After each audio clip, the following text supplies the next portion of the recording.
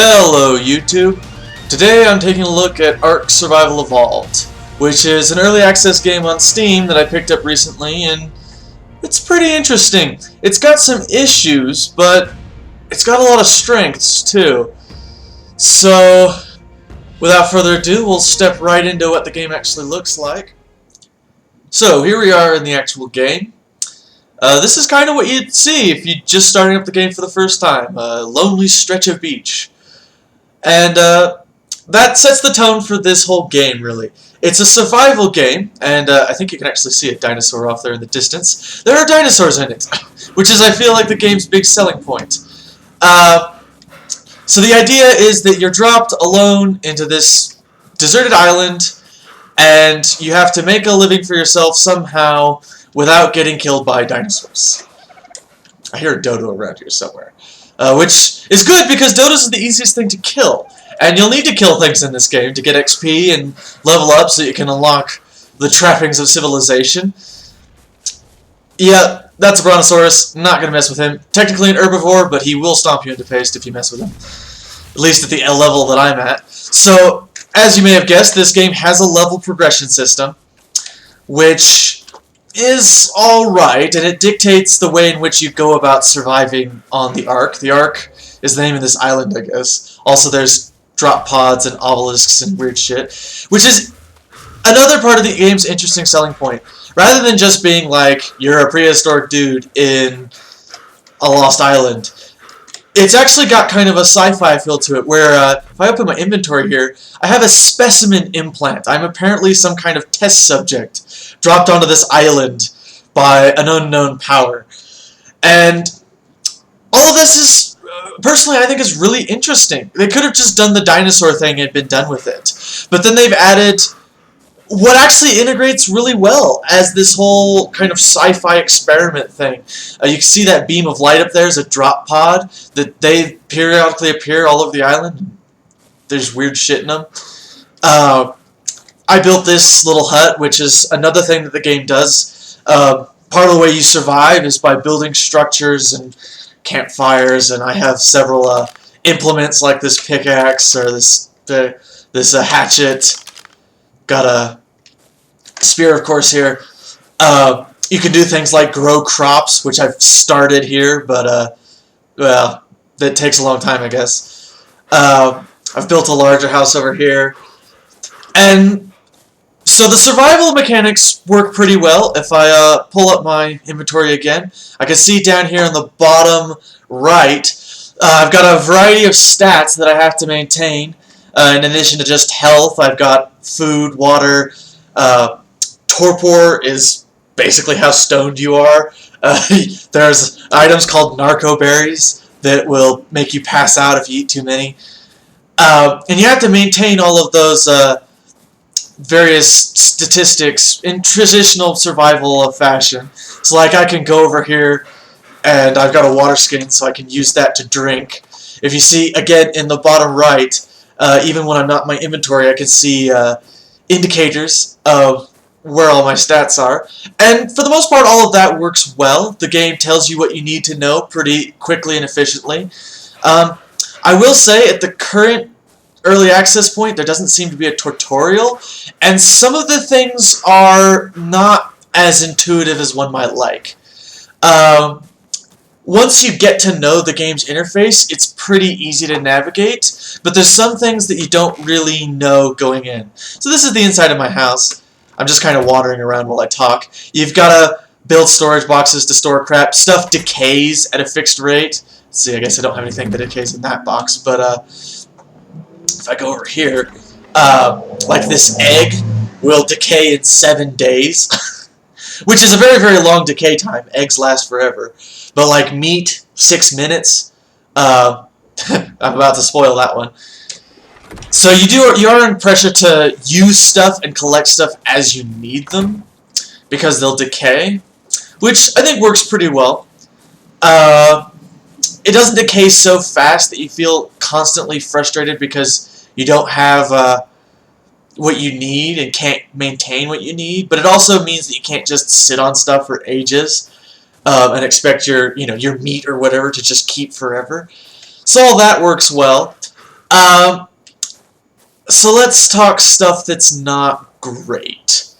Um, when you're building stuff, if I go in here, you get these engrams. And how many engrams you have is determined by what level you're at. And you get a fixed number of engrams depending on your level. And I find I don't really like that. If you play something like Minecraft, the things that you can build in Minecraft are limited by what materials you have, and pretty much nothing else. So, and you just see there I spoiled some meat. It happens. It's not that big a deal. And I like that because it makes the gameplay of Minecraft very organic. You go out and you collect stuff, and then based on what you collected, that's what you can build. This is another herbivore, a parasaur. If I punch him, he'll run away from me. They're really fast, though. But, Minecraft flows easily, and the game progresses naturally based on how much stuff you've collected and what stuff you've been able to collect. It's entirely possible to build a house out of diamond in Minecraft. You just have to go to the effort of collecting a metric butt ton of a diamond, and it's pretty prohibitive. And there's no level system restricting you from building a house out of diamond. It's just the natural progression of, well, diamonds are hard to find. This game's not like that. I can collect the materials that I need to build a thatch structure like this pretty quickly. But the game won't let me build the structure for quite some time after that because I have to, each individual thing is a different engram. The foundation is a different engram. The wall is a different engram. The door frame and the dorm are two separate engrams. This is walls up here. This is sloped walls, which is something different. And then sloped roofs. And each of those is a different engram. And so you have to keep leveling up persistently to keep unlocking those. And it means that you could be sitting on all the materials that you need, having gone to the effort of collecting them all, but then you can't do anything with them because you don't have the appropriate engrams yet. Which, it just makes the game feel artificial, rather than just kind of organically flowing as you build stuff. For example, in order to get metal items, I have to build this. The Fur Finding Forge, which requires a ton of stone. So, in a game like Minecraft, I'd have to build a tool to mine stone, then I'd have to go out and mine the stone, and then I'd have to come back and build this, and then only then could I make anything out of metal. And so it would have a progression in the game. The game would have a tech tree. But this game, not only do I have to build a thing to build stone, mine stone, then build this, then get metal, then refine metal, I also have to unlock the engrams for the tools. I have to unlock the engrams for the forge. I have to unlock the engrams for the metal items that I want to make. And it feels unnatural. Fortunately, you level up pretty quickly, and so it's not game-breaking. It's just kind of a minor irritation. So, it by no means is something that I think cripples this game. It's by no means, and there's a drop pod up there, maybe we'll head that way. It's by no means something that I think should deter you from getting this game, but it's something to be aware of. And it can be really difficult to start out, because you have basically no engrams, and you need to level up to get them. But, for example, my experience, my original spawn was just infested with medium and small carnivores that I couldn't kill. And if they spotted me, they'd kill me.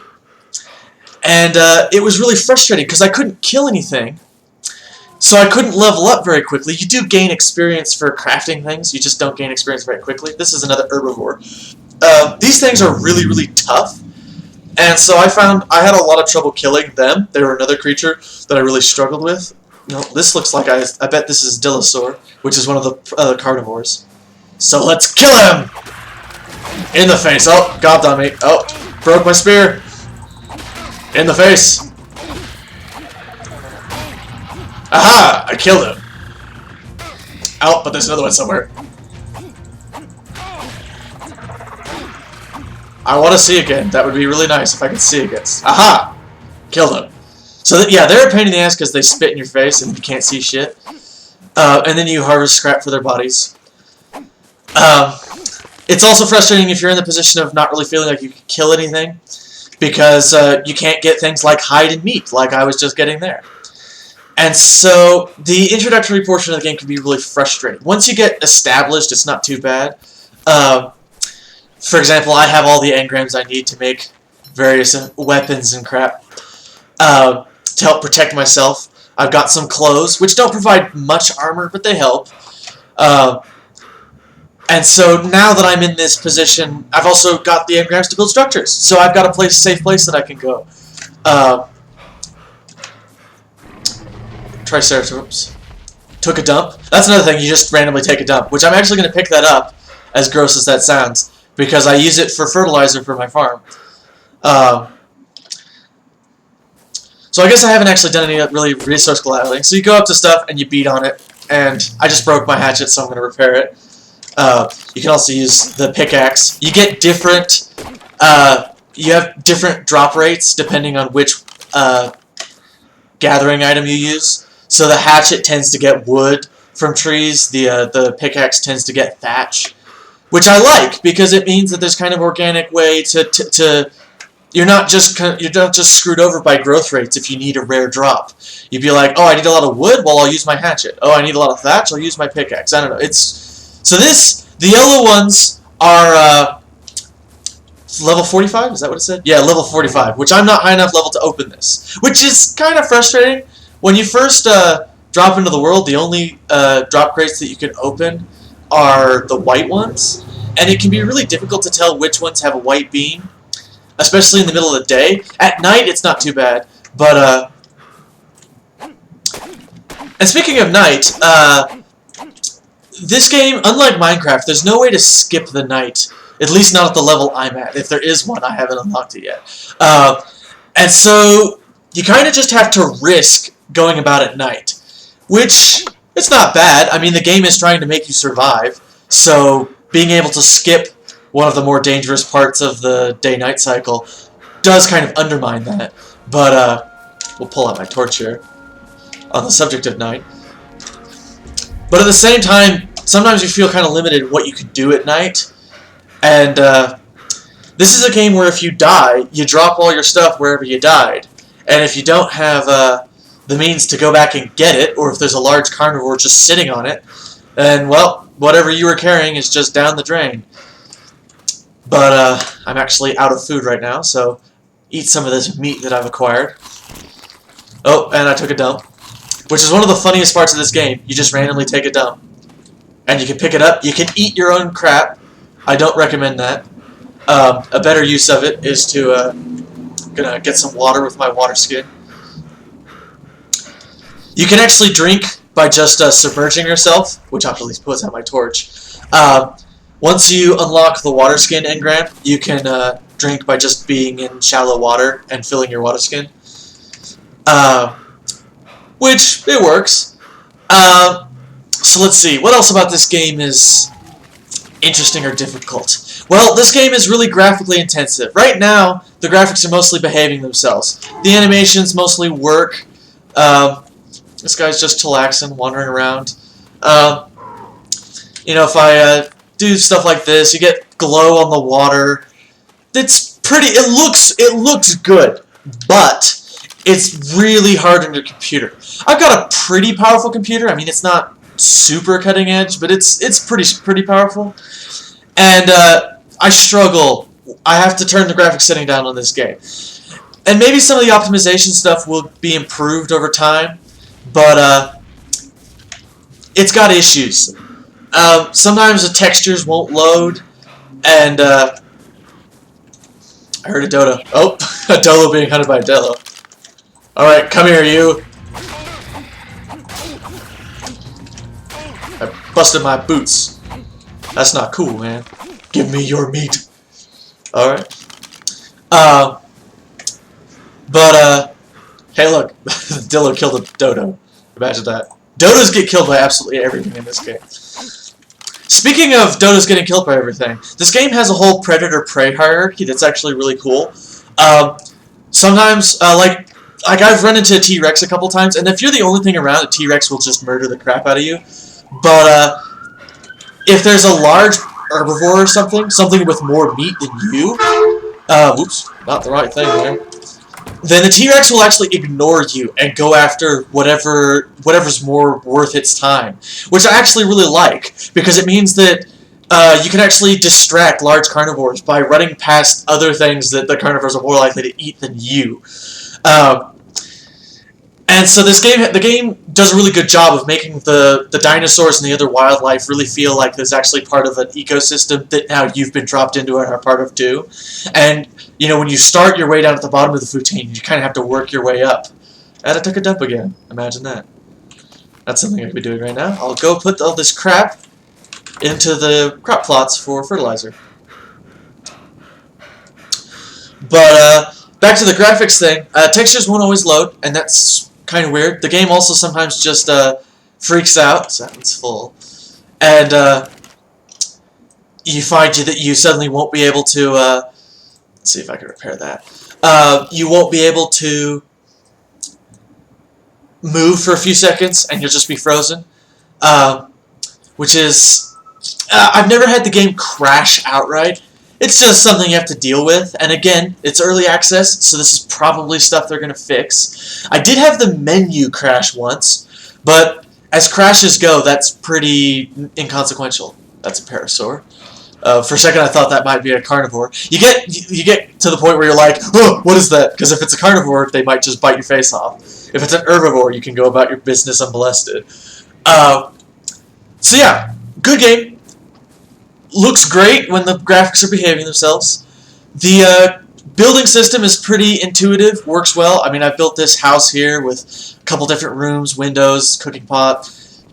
I built this. I'm going to build like a smithy on this stone platform that I built. I built a bridge a ways down. That's one thing I've been doing. I've been building houses all over the place because I only really feel safe when I'm relatively close to a house and when I have a storage box that I can put my crap into so that if I die, I'm not carrying too much stuff.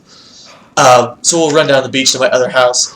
The way the game does beds, because you do have beds like Minecraft, although you have to unlock the engram for the bed, so you have to be a high enough level to get the bed, which, again, is kind of interesting. But rather than just being a fixed spawn point, where you'll just always spawn on the last bed you slept in, like in Minecraft, this game, whenever you die, you can pick any bed that you've built, any bed that you technically own, and you can spawn on any of those beds, which actually works pretty well. And then the bed that you spawned at has a cooldown timer, so that if you die a couple times in quick succession, you can't just keep using the same bed. Oh, hello, Stegosaurus. I've had these things kill big carnivores. They're actually pretty dangerous, and I have not yet attempted to fight one because I'm a pansy like that. Sometimes you just see a brontosaurus's tail and you're like, Jesus! So let's see. Oh, here's my bridge. Where's my house? It's over here. These guys aren't even worth the time because they just fly away from you. So this is another of my houses. So like, the beds are also a fast-trackable network. Pick up that. I don't probably need it at this point. I've got plenty, but whatever. Brontosaurus is shaking my screen like nobody's business, which I'm sure looks wonderful in the video footage for this. So I can pick my different beds. So I got the cabin that I was just at, the little hut on the beach. I made a way station up this river because I was making my way up this river, and then I've got a bed. This first bed is actually where I spawned and where I kept dying over and over and over because an alpha raptor decided that my house was a great place to make his home. So the emergency box. More crap. But that works pretty well, the bed system. What is that? Oh, it's the Stegosaurus. So over here, if I could get past this Brontosaurus without getting stomped on. I built a bridge across here just kind of for giggles. You do get XP, like I said, for crafting stuff, so sometimes it's worth just building a house for the sake of getting the XP for building the house. You have to build crap underwater to make the... Oop, you can't see it now. I was going to be all clever and show you what I'd done with the pillars that support the bridge, but you can't see it in the dark underwater. Imagine that. You'd think I'd think of these things before I try and do something silly. But structures need support from something touching the ground, so you had to build these pillars, which poke up through the bridge base, but whatever. I think there's a way to get it to not do that, but I'm too lazy to try. Spoiled some more meat like a boss. I kind of like the way they've done your inventory here, where you've got this specimen implant on your arm that focuses your inventory, which again plays into the whole sci-fi elements, which work really well with the primitive elements.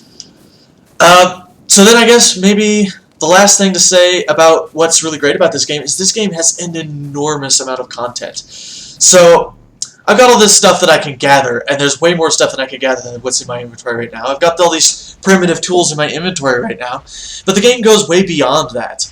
I've got all these engrams, just page after page after page of these engrams. Engrams for building stuff, engrams for growing stuff, engrams for storing stuff. Tranquilizer arrows for taming dinosaurs. That's a thing you can do. You can get different levels. You get metal gear. You get bear traps. You start to get metal armor. You start to get. You can actually build structures entirely out of metal.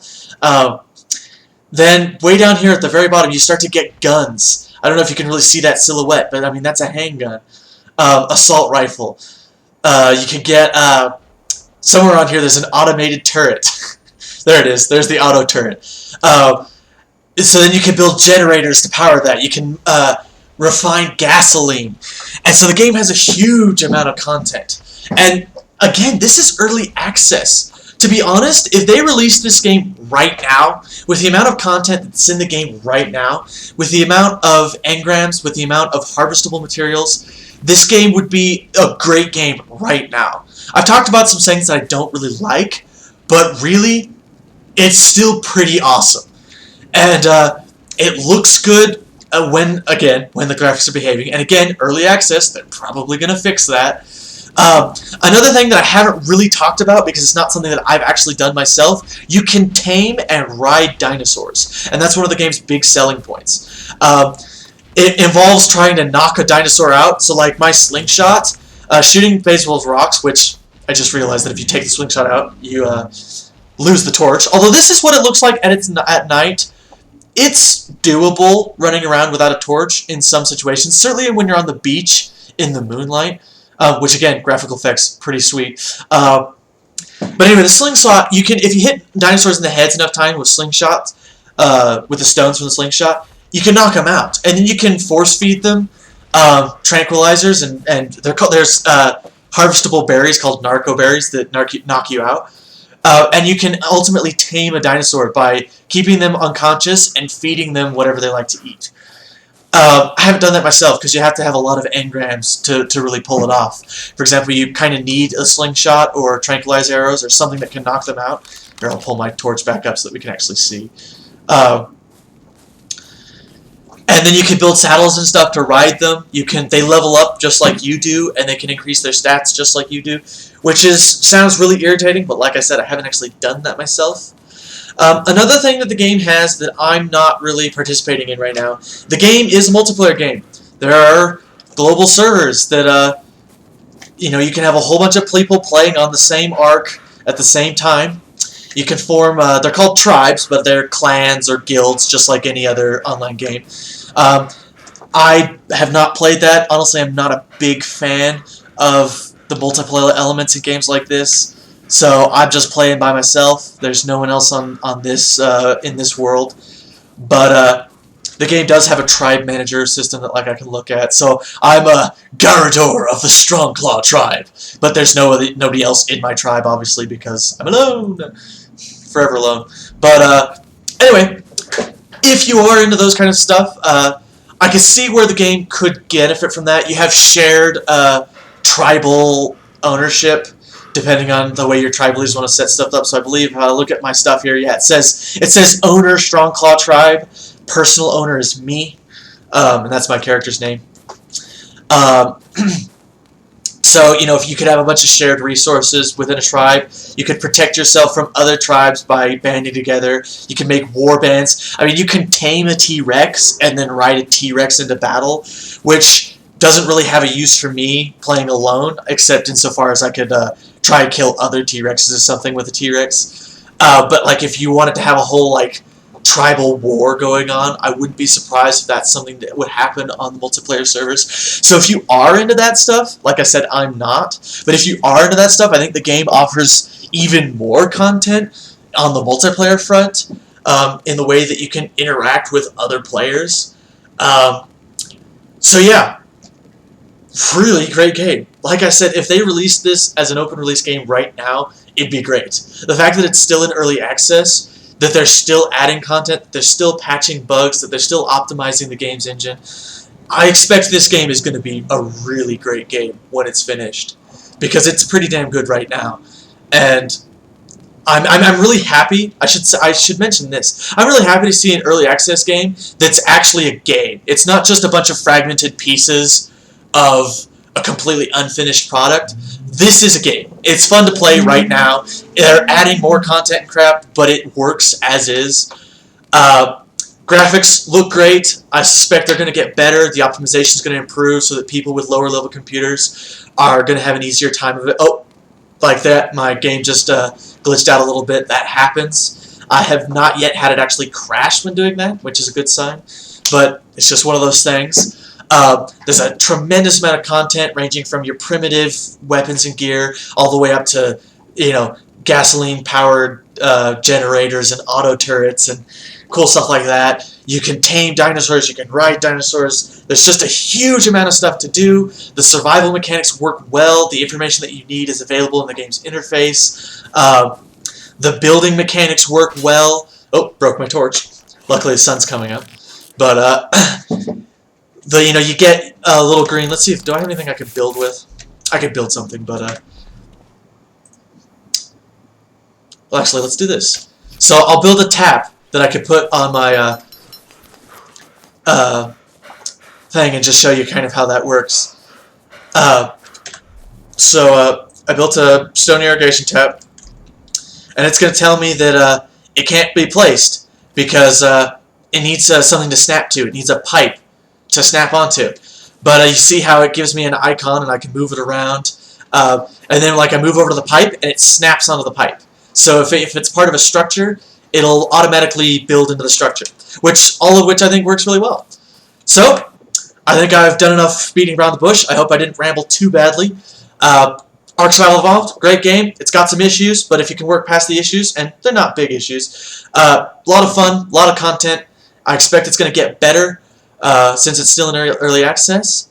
So, I hope that was at least somewhat interesting to watch. I hope you learned a little bit about a game that you might think about buying, because frankly, it's pretty awesome. And that's all, and I'll catch you next time.